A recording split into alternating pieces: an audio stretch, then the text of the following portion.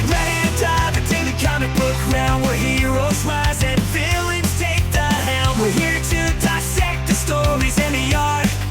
On source material, we tear the panels apart. Okay, here's the idea that came to me this morning.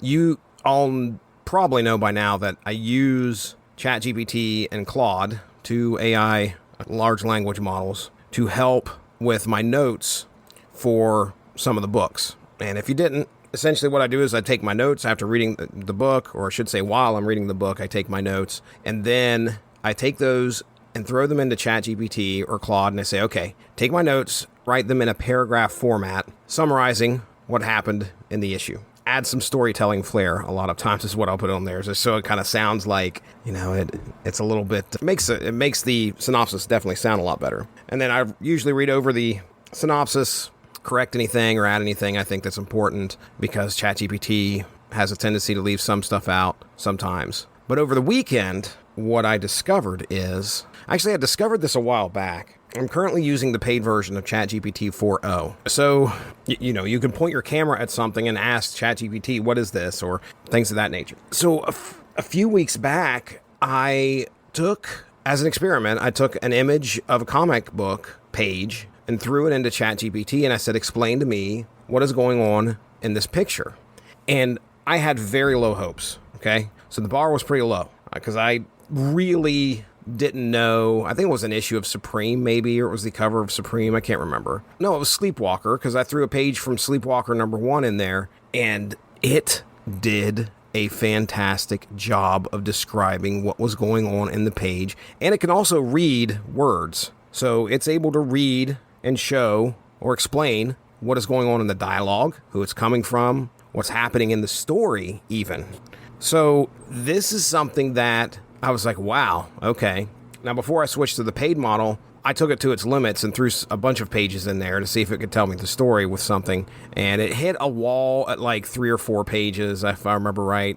But anyway, the results were great. It could see what was going on. It could explain what was going on. It could also understand the story. So over the weekend, we recorded our discussions on some Marvel DC crossovers. And one of those was Superman Fantastic Four, which was 64 pages long, massive book. And I threw all of those pages, not all at once, I did it in sections, but I threw all of those pages into ChatGPT to get a description of what was going on the pages. And it worked somewhat, until I started to realize that I wasn't putting them in there in the correct order. So the story that it worked for like the first, 12 pages. And then I started to realize that ChatGPT was jumping around in the story. And I was like, what is going on? And I realized the images were out of order. That's an easy thing to fix. So that leads me to today, which my idea is to take a fairly old comic book, ALF, from 1988. ALF #1. And this is the first issue of ALF that I think was released by Marvel over in the UK. 35 pence. Issue dropped, or cover dated May of 1988. So here's the concept today. What I'm going to do, what I have done, is I've taken the comic book, pretty much 6 pages at a time, put it into ChatGPT, had it describe what was going on the page for the whole issue. And then I am going to read the issue, or at least look at the issue and compare notes as I'm going through to see what the AI got right and what it got wrong. Should be fun. Because now, if this works decently, you don't need to read comics anymore. You can just have AI read them to you and summarize what happened. But first, let me give you a little bit of just general history. I mean, if you saw the cover of what I was talking about, or the thumbnail of what I was talking about today, and you're like, ALF, yeah, I'm a fan. This is 1988 when this issue drops. September 22nd, 1986, he was on NBC. So at this point, it's close to a year and a half that ALF has been on the air. Marvel picked up the licenses and was doing comic books. But that hit right around, when I'm 8 years old. I was born in 78, so 86, I'm 8 years old. This is kind of up my wheelhouse. This is a alien puppet, just sarcastic, crude sometimes. When did The Simpsons debut? I feel like The Simpsons debuted right around this time. The Simpsons. And I know it showed up originally on Tracy Ullman's show. Yeah, April 19th, 1987. So it's interesting because ALF is kind of like this predecessor to Bart Simpson. Bart Simpson clearly is the kid, animated form here. So a lot of children could identify with him. But man, those late 80s, for me, at least in my friend group, we were all gravitating towards the sarcastic, smart aleck kids of the 80s. And ALF was not a kid, but he represented a lot of those traits to people like us, to kids like us, and we glommed on. The parents obviously enjoyed it as well. The Simpsons are still around. Bart Simpson is still a household name.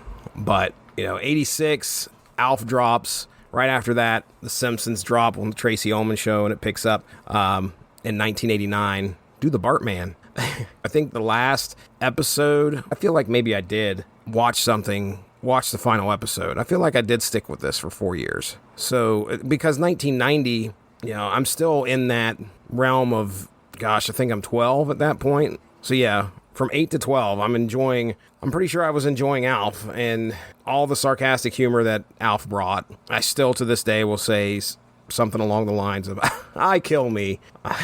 Became some of the cultural lexicon from the 80s. I remember collecting the ALF cards, the Booyah baseball cards. I still have some of those to this day. Always looking for the coveted Gordon Shumway card. So yeah, I have a lot of love for the character ALF. And to give everybody an idea of who ALF is, he's an alien life form. That's where you get ALF. Crashed into the Tanner's household and began living with the family. The names of the characters, boy, I almost feel like I need to do a primer for this. Willie, who was a social worker, he was the father of the family. Mac, who's played by Max Wright. His wife, Kate, played by Ann Shadeen. Their teenage daughter, Lynn, played by Andrea Elson. And the younger son, Brian, played by Benji Gregory. And they had a cat named Lucky. And if you've watched ALF, you remember that there is ALF's race considers cats a delicacy. So that was one of the running gags throughout the show, is ALF thinking he's going to try to eat the cat. So there you go. That's the basics of who ALF is, this alien life form that's crashed on Earth and is living with a family who's decided to take him in, trying to keep him secret so the government can't find him, and hilarity ensues because of all the hijinks ALF gets into. All right, let's get to what we've come here for, and that is the comparison of this comic to what the AI is seeing and what I see. So clearly I'm going to be able to perceive probably a lot more than the artificial intelligence is going to when it comes to the humor and sarcasm. But I am curious as to how well ChatGPT is going to tell this story. And I've got this thing broken down page by page, and we'll look at that. So our cover, and I had ChatGPT describe our cover to us, but I'll do my best here. It's mainly a picture of the Earth, and ALF is busting through it. And he says, "Nice planet you got here. When do we eat?" Okay, he was an alien life form, and I really hope that if you have never seen the series, you're not picturing some like gray alien gray life form or something like that with the big eyes and the oval head. No, that's not the case. ALF is furry, he's fuzzy, he's got a long snout, looks almost like a dog except he's can stand, and big ears, humanoid form, but just this like big furry fuzzball, sarcastic fuzzball. So anyway, the picture is of the Earth, and ALF is kind of busting through. We got up there in the corner box which says Marvel, and there's ALF, and he says great first issue. Up in the top right, exclusive money off video offer, which I assume they're offering like VHS tapes that have 2 episodes a piece on them. So it's like 1 hour VHS tapes. And there's another thing that says free stickers. Oh boy, there's some marketing going on there. So there you go. That's our first look. If you were walking past this at the drugstore, this is what you would have seen sitting on the shelf. Because again, this is issue number 1 for 35 pence. It's a Marvel UK joint. So let's see what ChatGPT says about this cover. So the cover features ALF, the titular alien life form, bursting through a cosmic backdrop, exclaiming, "Nice planet you got here. When do we eat?" The comic is advertised as the first issue with free stickers included. Didn't pick up on the fact that there was, it's actually the globe. You can see stars and planets in the background, so I get where it's saying cosmic backdrop. But yeah, you can actually, if you look a little closer, you can see the continent of Africa there. So, it's clearly the Earth that ALF is busting through. Our second page is actually a letter. It's kind of like this letter from ALF, and it starts out with a hymn, friends, your majesty, lend me your ears. He's clearly addressing the English crowd. But he goes into details here as to what the table of contents are. And there's a pinup poster at the end. Oh, Donna, which is, it's a picture of Donna Summer. I didn't put this in the synopsis or anything or throw this into ChatGPT, but it's a picture of Donna Summer, a very large, like, wall-sized picture, and Alf is standing below looking at it and going, oh, Donna. And it's a pinup poster of her, which is kind of strange. Like, okay, Donna baby is what he's saying. I don't know. I have no idea. Okay, so anyway, somebody could probably explain that to me if we got any listeners. Maybe that's something they did in comics back then, is throw pinups of celebrities, because Alf and Donna Summer aren't like, something that I tie together in my mind. So I have no idea. But anyway, this letter talks about and gives the history of Alf. He's 230 years old, from the planet Melmac. He spent 122 years of that in high school. He also indicates he likes to eat cats. He says, I haven't actually eaten a single cat since I've been here. They've all been married. And that took me a couple seconds. But then I realized, thank goodness, they made the word single bold, or I would have never got that. A single cat. They've all been married. And then his classic laugh, which is just one resounding word. Ha! Usually that was followed by with a, I kill me. But anyway, he talks about living with the Tanners. Talks about needing to lighten up a little bit. He says Kate likes him. I get along with her, but I respect her territory. Says he's looking for a girlfriend. He talks about Rhonda, who he misses back on Melmac. Yes, that was a big theme in the show, is that he missed Rhonda. There was a Beach Boys song, if I remember correctly, that I tied with Alf just because of that specific fact. All right, so he gives us our table of contents. Talks about how he's here to stay. Alf's not going to go away. Hey, I'm a poet. According to ChatGPT, introduces Alf, explaining his origins from the planet Melmac. Alf is a 230-year-old Sagittarius who loves to eat cats, and that is exactly what is written on this page. He currently lives with the Tanners, an Earth family, and is adjusting to life on Earth. The page humorously details Alf's personality with his life with the Tanners and his longing for a girlfriend from his species. Okay. All right, and we're going to get into our story here. Let me zoom in a little bit. So again, this is Alf number 1 from Marvel UK. Our first story is called Alf in At Your Disposal. Michael Gallagher on the story, Dave Manick on pencils, Marie Severn on inks and colors, and Grace Kramer on letters. All right, now let me see what's going on in this story. Oh, so they're looking over Alf's spaceship, which looks like a car almost, and it's destroyed. Oh, and they're having a garage sale. Oh boy, it's funny because we are currently having a garage sale as I speak and read this. It is not fun. So Kate wants to sell the spaceship with the rest of the junk. I don't know if she's making a joke or she's serious. But so apparently this is a while after Alf had crashed there, because Willie's removing the blanket saying, hey, everybody, remember this? All right, so there's our first page. It's actually one big splash page. Let's see what it says. This is ChatGPT. Comic story titled At Your Disposal begins with Alf and the Tanners in the garage examining Alf's damaged spaceship. Alf expresses pride in his Melmacian spaceship's design, which he does, while the Tanners humorously consider selling it at a garage sale. Oh, okay, so it's humorously. Well, thanks for clearing that up for me, ChatGPT. I didn't know it was a joke. I thought she was serious. All right, next page. Not bad. Not bad. Kate wants to sell the spaceship for $1. Let me tell you, if you want it out of your house, you'll price it as low as you can go, get it gone, or you're going to end up. What was the point of having the sale in the first place? Sorry, that's obviously a hot point with me right now. So they're teasing him about selling it for $1 or maybe $2, and Brian has to step in and say, "Look, man, they're just kidding," because Alf's getting all bent out of shape. Oh, we get a little recap of how he arrived. Alf crashed the spaceship into the Tanner's attic. Alf turns into this house guest from hell, pretty much.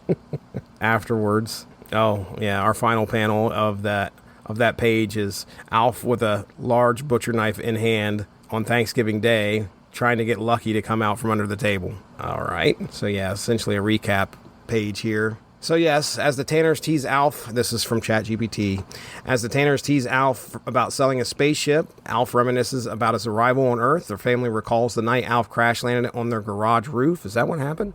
Oh yeah, I guess it did say that. Crash landed on our garage roof, damaging his ship. They recount their efforts to help Alf adjust on Earth, including dealing with Alf's penchant for pizza and his love for their cat Lucky.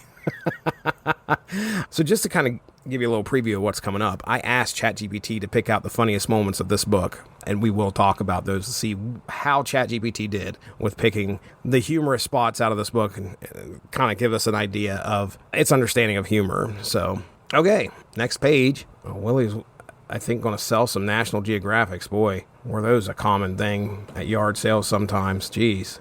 So they decide to cover up the spaceship again because they don't want other people to see it. Brian looks at him after putting the cover back on. He says, we're just covering it up just like we all cover up for you, Alf. Like I said, they've got to try and deal with his shenanigans all the time. And Alf tells him, hey, if you learn how to lie, cultivate this ability to deceive, you could have a brilliant career in politics. Willie's had enough of that. Alf runs in to go watch My Favorite Martian, while Kate and Willie reminisce about the times before Alf. And so I guess they're getting prepared. The sale's tomorrow, and they're going to have some Chinese to celebrate the fact they're done setting up for it. And Alf wants some birds in his bird's nest soup. All right, so that's page 5. Let's see what happens here. Let's see what ChatGPT says. The Tanners decide to cover up Alf's spaceship to keep it hidden, as Alf worries about maintaining it for a good trade-in value, which he did make that joke. The family shares a moment of nostalgia, reflecting on how life has changed since Alf's arrival. Yes, it has. All right, next page. Everybody's cleaning up for dinner. Alf's heading for the TV room to go watch TV. Oh, Willie just found out that he set the spaceship too close to the garbage cans and the garbage men took it. Oh, okay, here's a Donna Summer joke. Alf's like, what? My ship? My only way home? My Donna Summer tapes?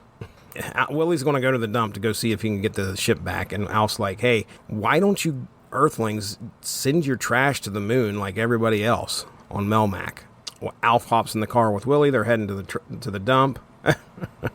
How will you tell my ship from the others? There's Ray Walston's Mork from Orcs, Mr. Spock's shuttlecraft. And Willie's like, okay, put on your seatbelt over your mouth. During dinner, according to ChatGPT here, the family clears the table and prepares for a garage sale. They already did that. Alf realizes his spaceship, well, Willie realized this, but I guess Alf realized it too, was placed too close to the garbage cans, has been taken by the trash men. Panicked, Alf and the Tanners set out to reclaim the spaceship from the dump, leading to a humorous exchanges about the differences between Earth and Melmacian customs. It's just Willie and Alf, but okay. All right, our next page. Willie's trying to get Alf to stay under the blanket so nobody will see him. He's talking to the security guard. Security guard says, nope, dump's closed. Willie's trying to convince him. And then Alf sticks his head out the window and insults the security guard. Your mother wears anti-gravity boots, you 2-bit rent-a-cop. The cop's trying to get the door unlocked so he can go and beat Willie up. I won't let you in, but brother, I'm coming out to see you. And they take off in their car. And it looks like they only went like 5 feet ahead. I don't understand because Alf jumps out of the car. Oh, this is interesting. Okay, I wonder if ChatGPT picked up on this. Alf was covered up, right? And he takes the cover and he kind of like throws it on some stuff in the back, so it makes it look like he hasn't left the car, but he has jumped out of the car while it was moving. So Willie's still driving down the road while Alf is now out of the car, unbeknownst to Willie, and heading into the dump as the security guard is chasing them. Security guard is cussing. Meanwhile, left the door open, and Alf is able to sneak in. So I'm really curious if ChatGPT is going to catch this. It may even just gloss over it, but I'm kind of curious as to what this is going to say. All right, let's see what this page says. Alf and Willie arrive at the city dump where they encounter a grumpy night watchman who refuses to let them in. Despite Willie's pleas, the watchman remains uncooperative, leading Willie to resort to insults. Alf, hidden under a blanket, tries to stay quiet, but ends up causing trouble, forcing Willie to drive off in frustration. That happened, but they didn't talk about the important part where Alf got out of the car in order to get into the dump. The night watchman's yelling and screaming and cursing. Obviously, it's all blurped out. Blurped? It's all, symbols and whatever, but it says, why don't you? And then it has a bunch of, he's clearly cursing. And Alf is like, that's physically impossible, even for an Earthling. All right, next page. All right, Alf's inside the gate now. Security guard has no idea. So Alf's going to go look for his ship. He finds a scratching post and smells it. And you can tell what year it was scratched on by a cat. But then he proceeds to sneeze. Security guard is alerted, takes his flashlight, shines it on Alf and thinks it's a giant rat. Runs to go get his shotgun.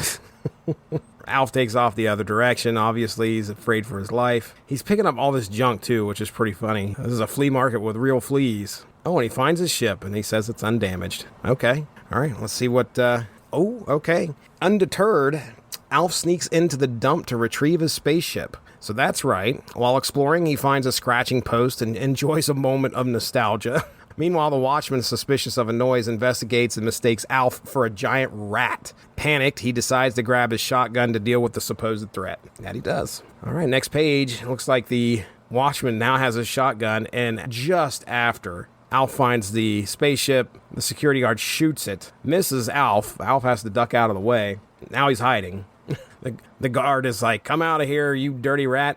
And Alf says, "I'm being hunted by a Jimmy Cagney freak." He says he's going to flash the security guard the intergalactic sign of peace, which is essentially jumping up out of a box, peekaboo, and sticking his hand at the end of his nose. It scares the security guard so bad, he shoots the gun in the air. Now he's got to reload, and Alf takes off running again.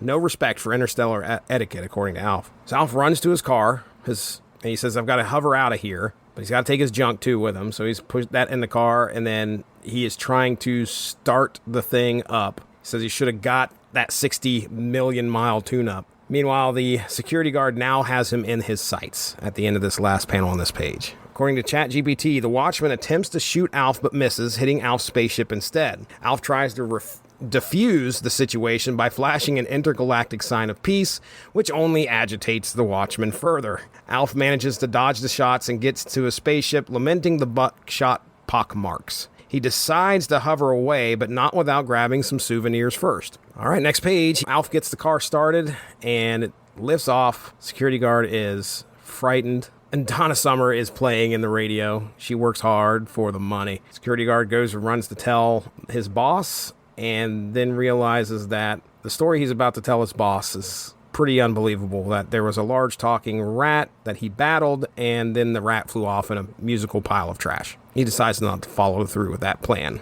Alf gets his car above the Tanners and is about to pull in, just as he's about to lose power. Okay, let's see what ChatGPT says.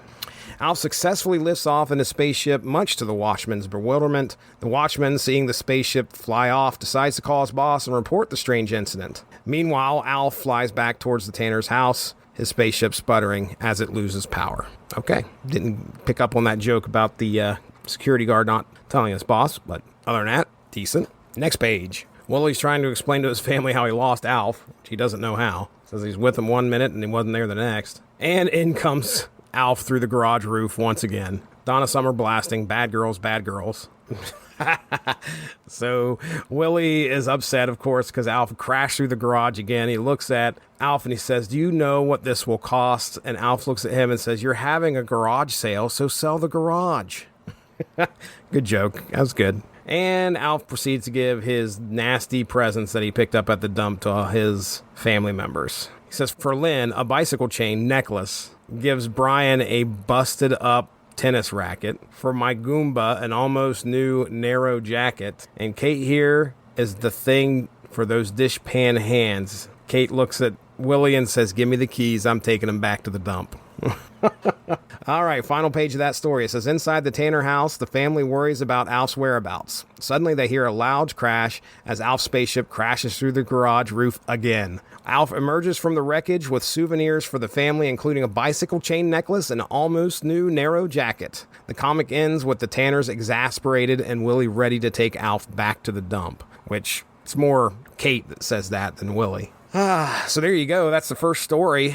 Not bad. A couple missteps, but really this thing covered, it told the story. Not a whole lot of stuff that was completely missed. Obviously, the humor, maybe it'll pick that up when I asked it about the funniest humor of this in this issue, but it isn't. The purpose, obviously, of the comic is to read it and get the jokes yourself. ChatGPT isn't going to list every joke that's there. It's just going to give you a summarization of what happened. If you guys are listening, you guys will have to tell me what you think.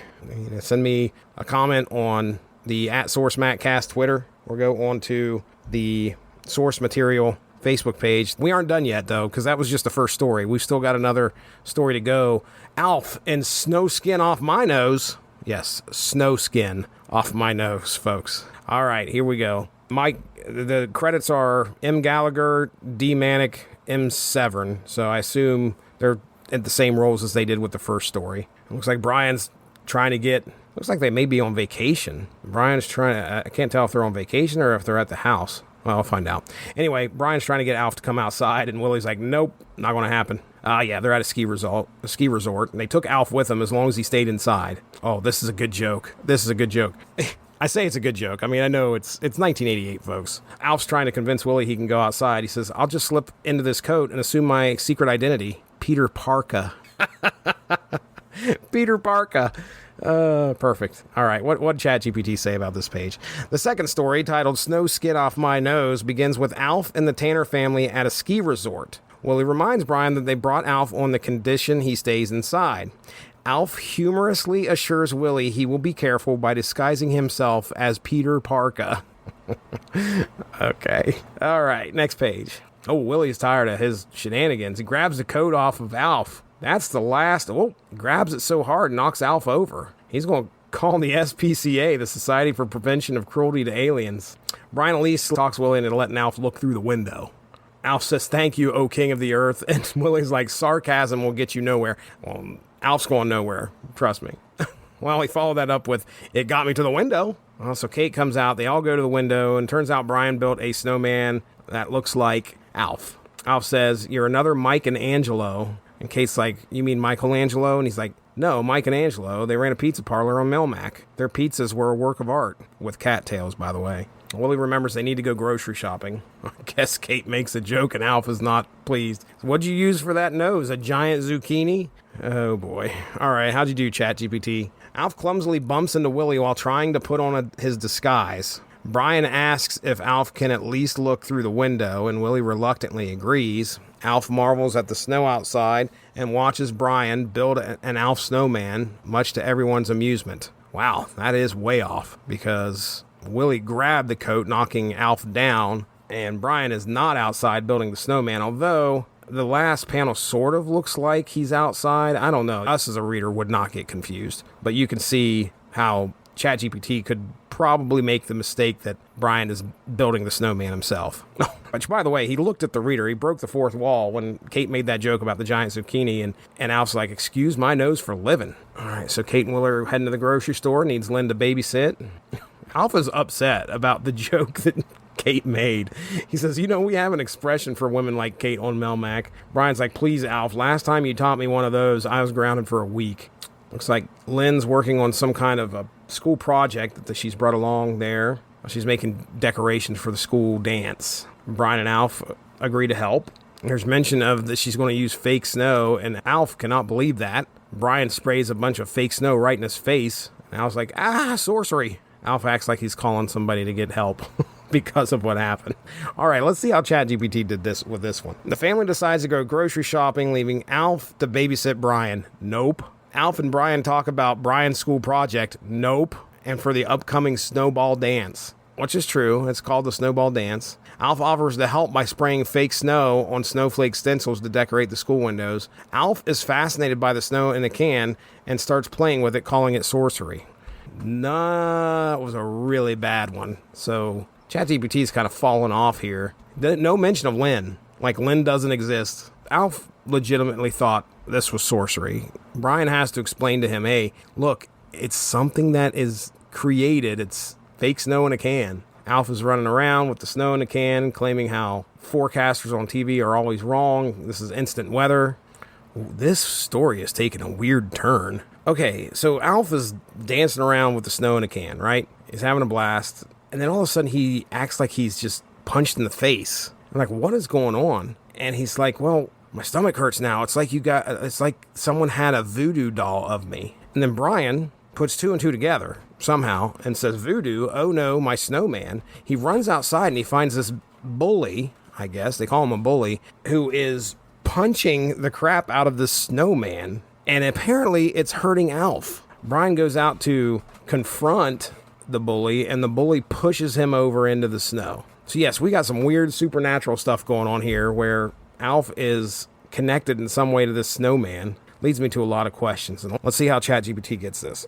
So Alf continues to play with the snow spray, creating instant weather indoors. should put that in quotes. Brian accidentally sprays Alf, causing Alf to react dramatically. They notice that a bully outside is wrecking Brian's Alf snowman. Alf feels a sympathetic connection to the snowman, feeling pain as the bully hits it. So it picked that up, which I'm pretty impressed there.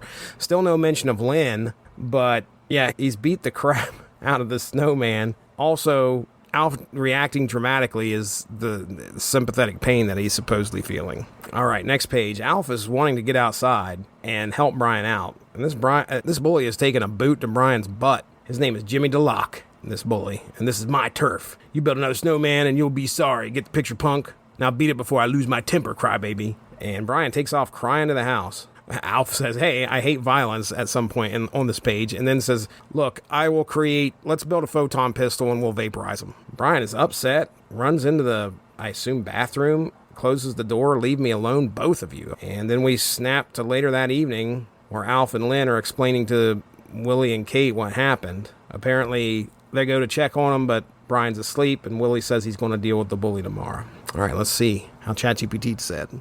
Brian confronts the bully, Jimmy DeLocke, who threatens to destroy any snowmen Brian builds. Alf wants to fight back, but Kate holds him back. Nope, that's Lynn.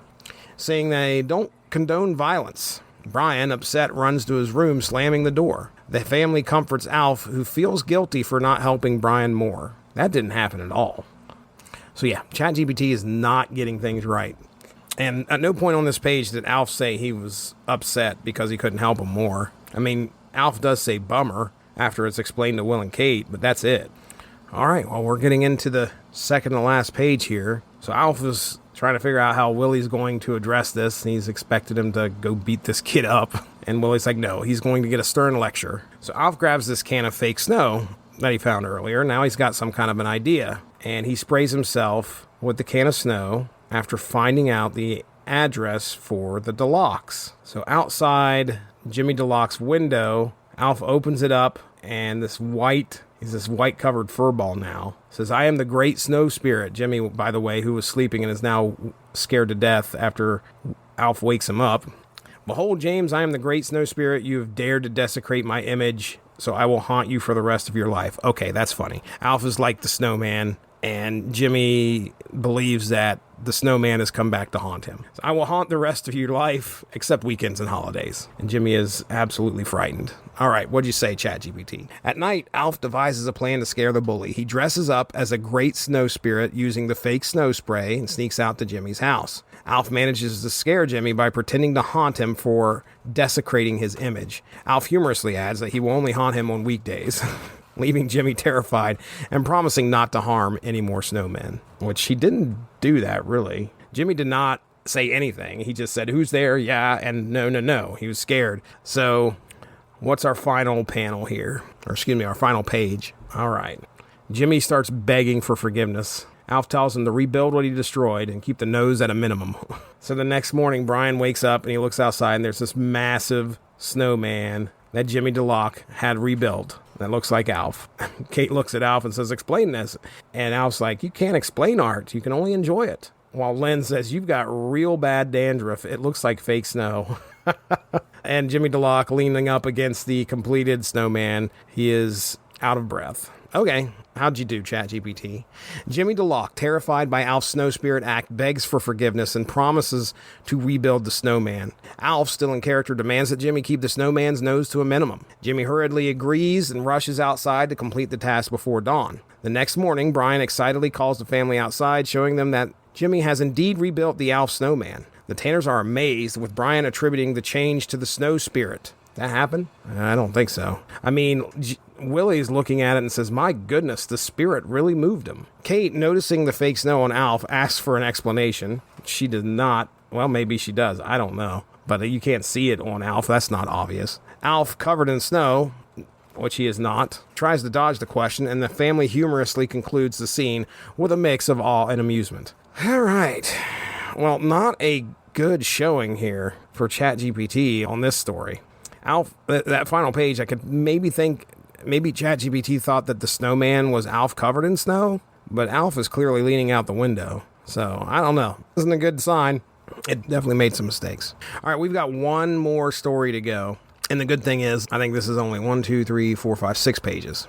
And this next one is called Play Misty for Me, which, by the way, there's a little bit of an interstitial page in here where it's like letters to Alf. And I'll just read one of them.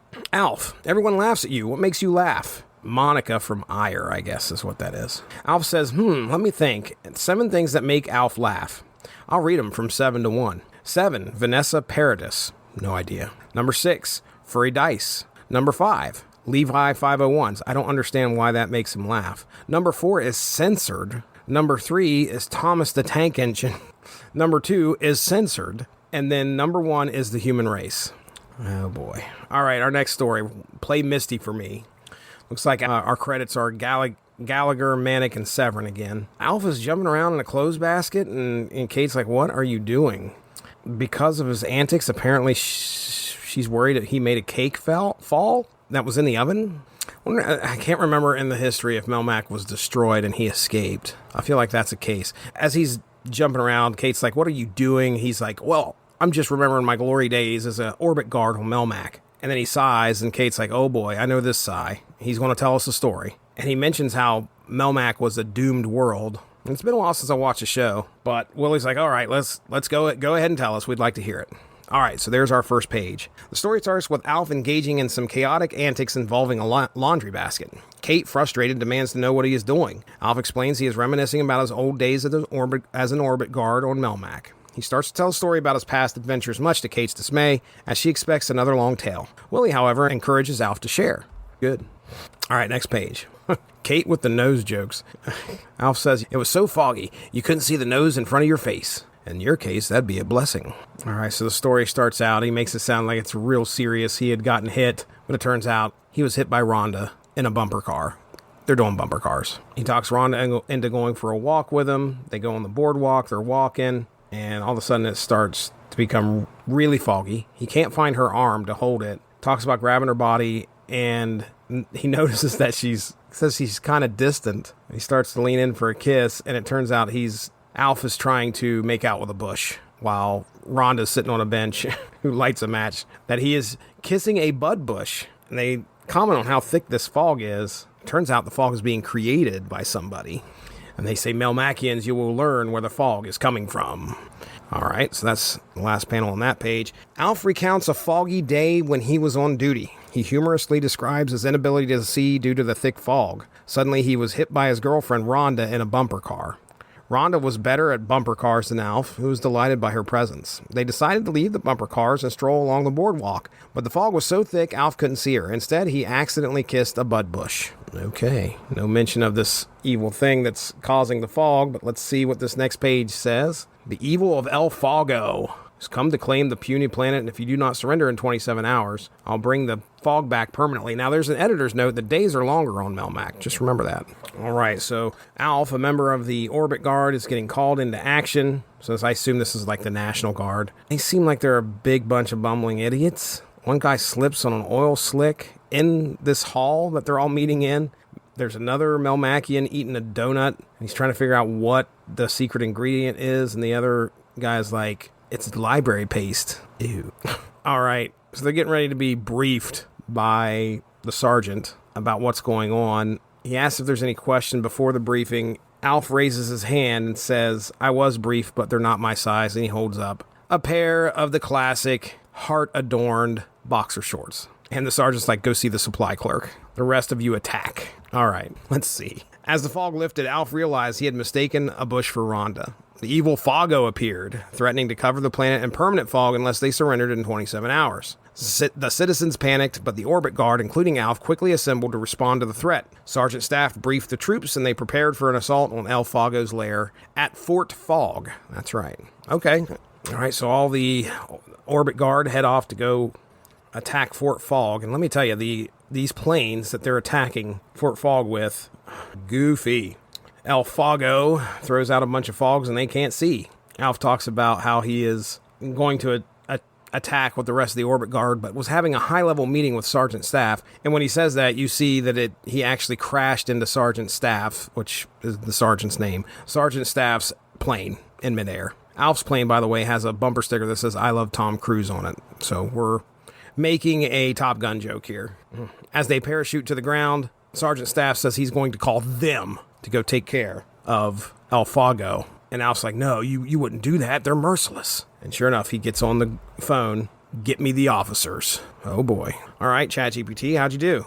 The Orbit Guard's fleet took off, heading for Fort Fog. However, Alphago saw them coming and retaliated, using his fog to obscure their vision. Many of the Orbit Guards had to bail out, but Alf managed to stay in the fight. Despite the chaos, Sergeant Staff decided to call for backup. The dreaded lone officers. Is that even said? That's not even said on this page. That's interesting. ChatGPT is jumping to the next page to tell the story, which is fine. I'm curious because it's a big bit where he's like, you're going to call them? Wait, no way. And then he yells, get me the officers. Now we're going to learn about the lone officers here in a second. Here we go. So next page, the entire planet held its breath for the officers appeared on the horizon. Alf doing a poltergeist riff. They're here. Alphago's terrified of these things. For these were not military officers. They were the dreaded lone officers. So there's these lone officers carrying bags into Alphago's Fort Fog. And they quickly began to liquidate Alphago's assets. Oh my goodness, the jokes. It appears you have missed, M-I-S-T, several payments. We shall have to foreclose on Fort Fog. Fill out this form in triplicate. And hurry, it's almost 2 o'clock. And Alphago quickly melts away, turning into steam. The lone officers evaporate him. And so a world holiday was declared. We called it Fogger's Day. All right. Okay, ChatGPT, how'd you do? The lone officers, known for their ruthlessness, arrived on the scene.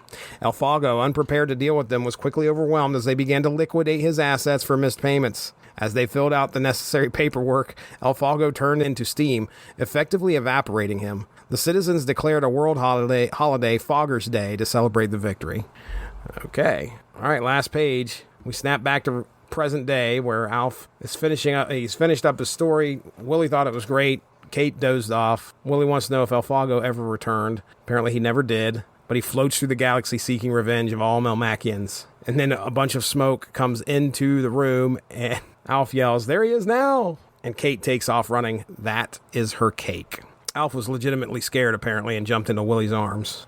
Kate's upset and says, I hope you like your cake well done. And Alpha's like, I thought it was Alphago about to give me just desserts. And there it is, the classic, ha! Willie, meanwhile, goes down to the cellar and says, let me know when the smoke clears. All right, there we go. All right, ChatGPT. Back in the present, Alf concludes his story. Kate, who had dozed off, is startled awake. Alf assures them that Alphago never returned, but his legend persists. Suddenly, the oven starts smoking, and Kate thinks Alphago has returned. That's not the case, but it's just her cake burning. Alf tries to calm her down with humor, but Willie takes him away to let the smoke clear. Willie did not take him away. Willie got the heck out. All right. Well, there you go. That is Alf number 1. ChatGPT. Boy, I don't know. I'd probably give it maybe a C+ in telling us what happened in this comic. So it can read comics for you, and it can kind of give you the basic gist of what's going on, but don't expect it to give you the exact specifics of everything that happened, because it does get confused a little bit sometimes. Now, if I was doing it a page at a time, granted, I was doing 6 pages at a time, so maybe there was an issue, but I mean, even on that last page of that story with the snowman, it got some stuff wrong just looking at one page over. So, I'm sitting there wondering if there's a possibility of me overwhelming it by giving it 6 pages at a time. But it does fairly decent. It did pretty decent with that first story. The second story, not so much. This last story, not bad. Let me ask ChatGPT one more time, because I asked it to provide the funniest moments. Okay, all right. So 8 moments here that it thought was pretty funny. Here we go. Certainly. Here are some of the funniest moments from the entire issue of the ALF comic book. 1. Cover pun and ALF's expression. The cover itself sets a humorous tone with ALF's catchphrase, "Nice planet you got here. When do we eat?" It's a clever play on ALF's voracious appetite and curiosity about Earth. 2. ALF's introduction. In the introduction, ALF humorously explains his origins, his age of 230 years, and his love for eating cats, which he has had to give up due to Earth's customs. His quirky narration and misunderstanding of human culture are quite funny. 3. Garage sale chaos. In At Your Disposal, the family's discussion about selling Alf's spaceship at a garage sale is hilariously absurd. Alf's panic and the Tanner's casual approach to selling alien technology make for a comedic scenario. 4. Alf's attempt to retrieve his spaceship. The scene at the dump where Alf tries to sneak in while hiding under a blanket, and the ensuing interaction with the grumpy watchman, is classic physical comedy.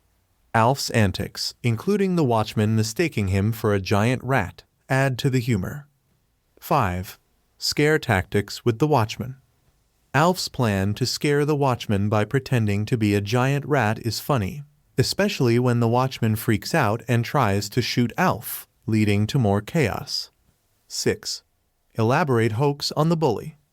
In Snow Skin Off My Nose, Alf's transformation into the Great Snow Spirit to scare the bully, Jimmy DeLocke, is hilarious. The over-the-top acting and Jimmy's terrified reaction add to the comedic effect. 7. The Dalmatian Fog Story. In Play Misty for Me, the entire tale of Elfago is filled with funny moments, from Alf's misunderstanding with Rhonda to the appearance of the loan officers. The absurdity of fighting a villain with bureaucracy and paperwork is a clever and humorous twist. 8. The Cake Incident. The issue's ending where Kate mistakes the smoking oven for Elfago's return and Alf's misunderstanding, thinking he's being punished for something, is a humorous mix-up. Alf's witty comment about the cake being well done adds a final touch of humor. These moments showcase the blend of slapstick, satire, and situational comedy that make the ALF comic issue a delightful read filled with laughs. Okay. So everything went well there until number 8, where apparently it got everything backwards during the whole cake thing. It was Kate that was upset about the cake being well done, and then Alf, I don't know where it thought that Alf was being punished for something. I have no idea. It does say easy Kate. I thought it was Elfago about to give me my just desserts, which I guess could be interpreted as a punishment. But the rest of them were pretty good bits. The other 7 were pretty good. I want to say there's some bits that I like, just the subtle things, like the I love Tom Cruise bumper sticker on the plane.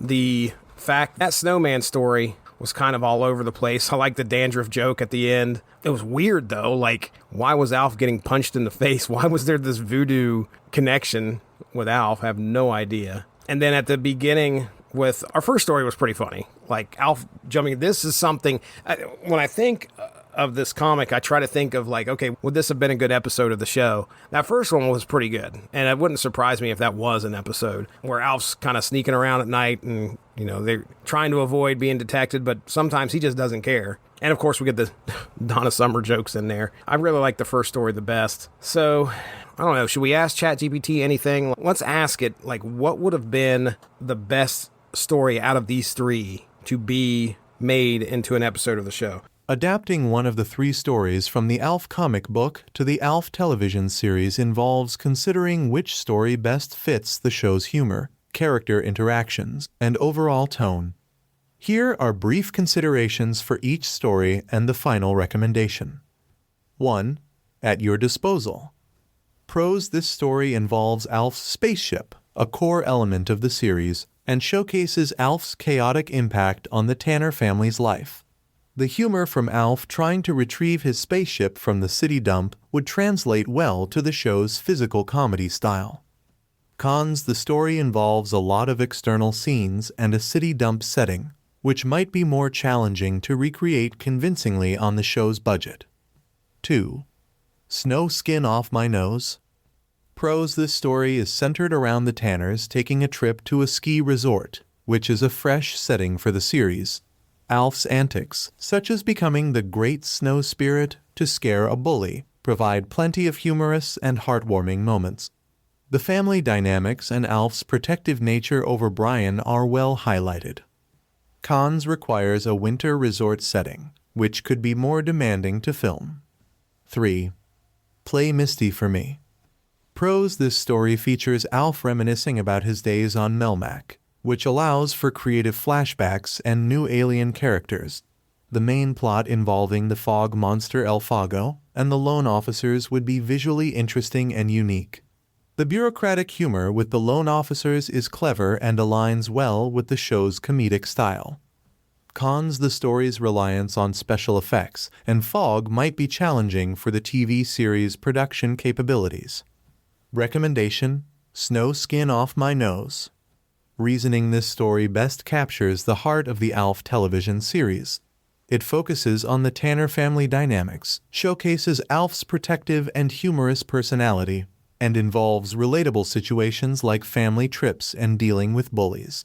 The comedic elements are straightforward to adapt, and the winter setting can be managed with appropriate set design and costuming. The idea of ALF as the Great Snow Spirit is both funny and endearing, making it a memorable episode for viewers. Adapting Snow Skin Off My Nose would bring fresh scenery to the series while maintaining the beloved humor and character interactions that fans enjoy. Well, there you go, folks. Just kind of a little peek into the world of artificial intelligence, large language models, and comic books, and merging the two together to see what we can get. Thanks for listening. If you've stuck around and gave this episode a chance, I appreciate it. Maybe there will be something more like this in the future. With that being said, I'm going to go ahead and let you guys go. Thanks for joining me. Have a good day. Bye-bye. Thanks for joining us. All of this would not be possible without W2Mnet.com, so make sure to seek them out for more podcasts. If you enjoyed what you heard today, please feel free to share, and we look forward to entertaining you again soon.